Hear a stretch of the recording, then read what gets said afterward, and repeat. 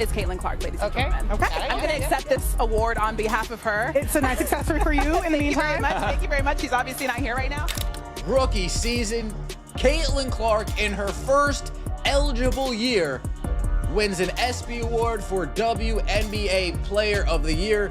This comes as no surprise. A.A. Wilson is having a hard time understanding how the WNBA's alleged dynasty is disintegrating in front of us.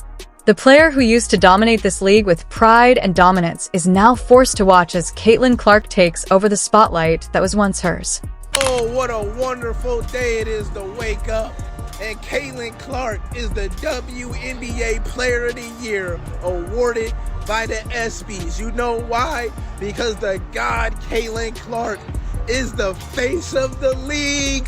Ladies and gentlemen, not no weak-ass BET award where the BET Awards ain't held no weight for over 10 years. A real award, awarded by the ESPYs. The Las Vegas Aces currently have a dismal 11-11 record.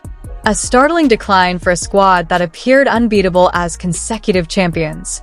For A'ja Wilson, there will be no celebration at the end of her heyday. It's coming to a frustrating finish.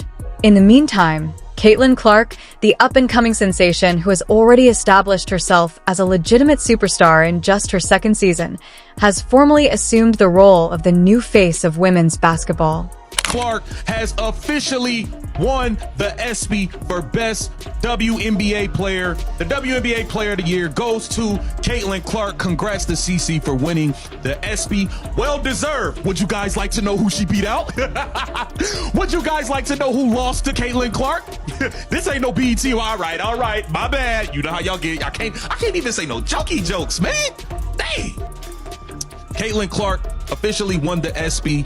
Versus the other nominees, she beat out A'ja Wilson, Breanna Stewart, and Nafisa. The data presents A.J. Wilson's 2025 campaign in a negative light. Previously occupying a commanding lead in the WNBA after winning back-to-back titles, the Las Vegas Aces are currently in 7th place after a dismal 500 record. For a squad that won the championship in 2024 and advanced to the 2025 semifinals, it's a spectacular comeback. The Aces are now focusing on securing a postseason berth rather than contending for championships. Other than the first 5 years that the WNBA has been alive, nobody has brought more attention to this league than Caitlin Clark. Nobody has brought more viewership to this league than Caitlin Clark. Nobody has done such a service bringing them out of the basement and into the mainstream other than Caitlin Clark. Yeah, there have been names that have come and gone. There have been names. Diana Taurasi, she was a name. Candace Parker, she was a name. Maya Moore, she was a name. But they were just all big names in the WNBA. They didn't transcend the sport. They didn't, oh my goodness, we gotta sit down and watch. No. Great players, but not Caitlin Clark. Great players. On paper, Wilson's stats, which averaged 22.3 points, 9.2 rebounds, and 2.4 blocks per game, remain impressive. However, the facts surrounding those figures paint a completely different picture. In a league that appears to be beyond Wilson's time, the Aces are struggling just to be relevant. Even though she has won MVP 3 times, her dynasty is fading, while a young talent from Iowa has seized the attention and won over basketball fans worldwide. Nominees were Nafisa, A'ja Wilson, and Breanna Stewart. You know what's ironic about this? Is that the players ranked her 9th best guard in the W. But whoever is voting on the nominees for the ESPYs says that she's a better player overall. I think we all know there's one player in that group of nominees that's not too happy about this shit. But congratulations to Miss Caitlin Clark, man. She deserves it. If you find this video entertaining, please remember to click the subscribe button. It has been hard to overlook Coach Becky Hammon's dissatisfaction. Hammond didn't hold back after the team's humiliating defeat to the Indiana Fever, in which Caitlin Clark wasn't even on the court. She described it as one of the worst performances she had ever seen. Hammond blasted her team's effort, saying that it was utterly unprofessional to arrive with such little resistance against a 6 squad that was shorthanded. The Aces' offense collapsed in that game, scoring a season-low 54 points and shooting a pitiful 26.2% from the field. The trash. The offense was trash, the defense was trash. There has to be some fight back. If they're going to allow that kind of physicality, my team has to step up and match that physicality, period. One team is physical and one team is not. One team is 3 steps behind and one team is not. They got all the 50-50 ball. I mean, they busted our ass in every kind of way, Michael. There's just no two bones about it. It's one of the worst games I've ever seen. For Las Vegas, the figures paint an even more alarming picture. With an average of only 80.2 points per game, the Aces are now 10th in the league in terms of scoring. IT isn't much better defensively. They are ranked 10th in terms of rebounds per game, 32.9, 9th in terms of defensive rating, 102.9, and 11th in terms of field goal percentage, 41.3%. It's much worse when it comes to transition offense and ball movement. They are dead last in fast break points, scoring just 8.1 a contest, and second to bottom in assists, scoring only 16.9 per game. These numbers demonstrate the team's decline from a team that previously dominated both sides of the court and broke offensive records. AIA Wilson and the Aces are still having trouble, but Caitlin Clark has quickly transformed from a promising rookie into the WNBA's undisputed face. That is demonstrated by her recent ESPN award for Best WNBA Player. There was a noticeable change in the league's hierarchy when Clark defeated Wilson, who had taken home the honor in 2024 and 2025, along with celebrities like Breanna Stewart and Nafisa Collier. There's all deserving, awesome players, some of the best in the world. I actually think that those 4 are the best 4 players in the world. So definitely great competition with the nominees. We got to talk about it, man. Caitlin Clark, she came in and has been spectacular, especially that rookie season. She came in and was first team all WNBA, first team, absolutely sick, all-star, broke pretty much any record you could have as a rookie. She shattered it. You know, over 60-some records. What was the slogan? Is there a record for records? That is Caitlin. Caitlin Clark's impact on the Indiana Fever extends well beyond her individual accolades and stats. The team created history under her direction when they defeated the Minnesota Lynx 74-59 to win the league's in-season championship and advanced to the Commissioner Cup championship for the first time. Even more amazing is the fact that they won that game without Clark playing, demonstrating how much her presence has improved the organization as a whole. Despite missing time because of injury, Clark's stats are still quite good. She averages 16.5 points, 5 rebounds, and 8.8 assists a game when she's on the court. She has radically changed Indiana's offense with her superb court vision and great basketball IQ, which has improved everyone's play. With a 12-11 record as of right now, the Fever are well within the postseason picture.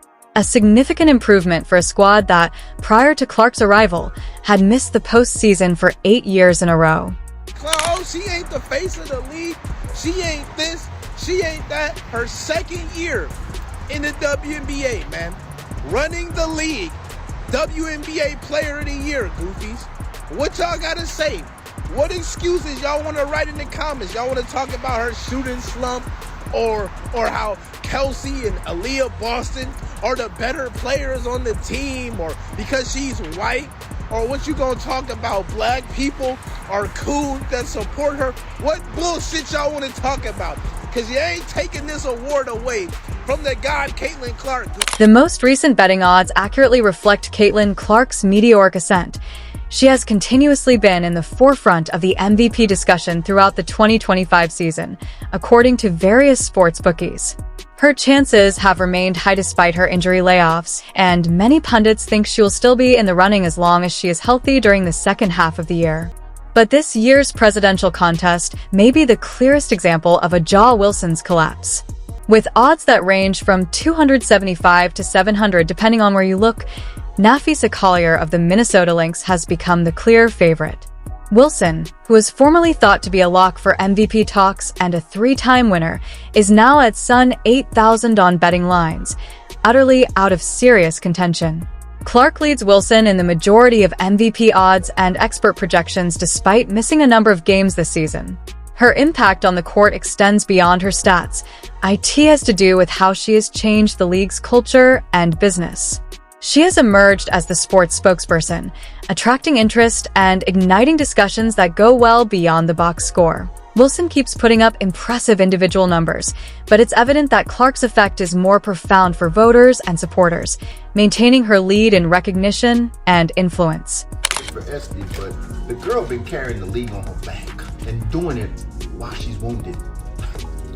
But as we know, people are gonna say she didn't deserve it. Just like people said, Angel didn't deserve her award, or Angel didn't deserve to be on the cover of 2K26. And my message to y'all, don't hate the player. This poor season is only one aspect of the Las Vegas Aces' problems.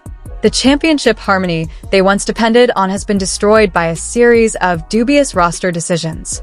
The most obvious error was probably sending veteran guard Kelsey Plum to the Los Angeles Sparks in return for Jewell Loyd, a move that has totally backfired. Loyd has struggled to establish herself in the Aces system and is putting up career-low stats. Wilson has also not concealed her annoyance. She has been outspoken all year, attacking the officials in addition to her teammates and coaching staff. Her temper flared during a now-viral halftime tirade in which she vehemently urged everyone in the locker room to take charge and perform their duties. It's evident that the strain of managing a franchise that is becoming less of a champion is beginning to show. There are obvious gaps on the roster as a result of the free agency departures of important players like Alicia Clark and Tiffany Hayes. Wilson has been left to bear a heavy burden in the absence of the dependable supporting cast that served as the cornerstone of their prior championship runs, while keeping an eye on the team's chance for the championship slipping away. Even the coaching of Becky Hammond is beginning to come under fire. Her tactics, which were praised for helping the Aces win back-to-back titles in 2022 and 2023, now appear antiquated in 2025. The figures are honest. In several important statistical categories, Las Vegas is in the bottom half of the league, and their offensive effectiveness has significantly decreased from the record-breaking levels they had a few seasons ago. AJ Wilson must now make some crucial choices that will affect how her legacy is perceived in the future. She can accept her position as a distinguished veteran and past champion who contributes to the league's next phase. Or she can strive for renewed greatness and a rebound in her team's performance to restore her position at the top. One fact cannot be disregarded, regardless of the course she decides to take. The WNBA has entered a new age, one in which Caitlin Clark is now in charge, and Wilson needs to accept her role in this altered environment. There is no more dynasty. The reign is over. In a league that has already chosen its future monarch, Wilson also needs to learn how to live as the previous queen. History's perception of her will ultimately depend on how she handles this change. As a kind leader who understood when to hand the torch over, or as a celebrity who found it difficult to believe that even the longest reigns inevitably come to an end,